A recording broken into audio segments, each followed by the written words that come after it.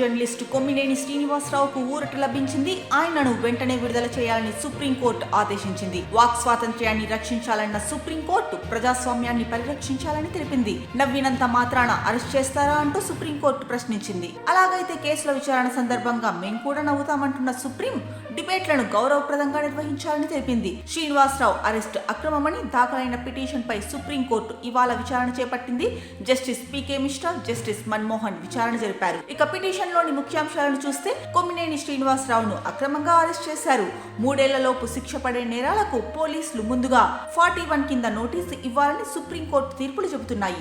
ఇక నోటీసు ఇవ్వకుండానే అక్రమంగా అరెస్ట్ చేశారు.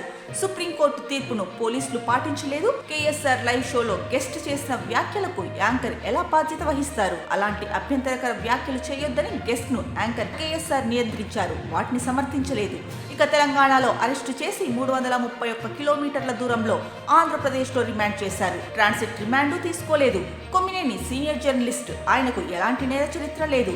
ఇక 70 ఏళ్లకు పైబడిన సీనియర్ సిటిజన్ కొమ్మినేని దర్యాప్తును తప్పించుకునే ప్రయత్నం కూడా చేయలేదు. స్థానిక కోర్టులో కొమ్మినేని తరఫున న్యాయవాదిని అనుమతించలేదు. సహజ న్యాయ సూత్రాలకు ఇది విరుద్ధం. ప్రాథమిక హక్కు ఆర్టికల్ 19, 21, 22 వన్లను ఉల్లంఘించారు. ప్రజాస్వామ్య 4వ స్తంభమైన మీడియా గొంతు నొక్కే ప్రయత్నం చేస్తున్నారు.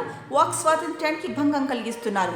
అక్రమ అరెస్టుతో ఆయన జీవించే హక్కుకు భంగం కలిగింది. ఇవి పిటిషన్లోని ముఖ్యంగా తెలిపిన అంశాలు.